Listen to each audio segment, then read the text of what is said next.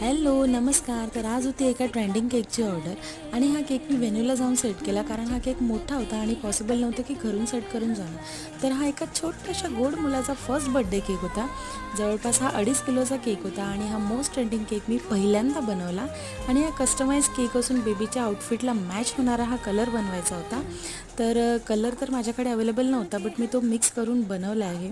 आणि मला असं वाटलं की तो कलर परफेक्ट मॅच होणार नाही, पण जेव्हा मी बेबीचं आउटफिट बघितलं तेव्हा असं वाटलं की हा परफेक्ट बनलेला आहे. आणि त्याचमुळे बेबीच्या मम्मी पप्पाला हा केक खूप जास्त आवडला, कारण जसा आउटफिटचा फोटो पाठवलेला होता तसाच सेम कलर बनला होता. आणि आणि आणि ऐका, केक कटिंगच्या वेळी बर्थडे बॉय झोपी गेला आणि उठायची वाट बघतपर्यंत फॉन्डंट मेल्ट झालं.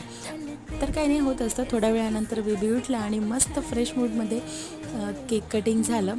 सो तुम्हाला कसा वाटला हा केक कमेंट करून नक्की सांगा.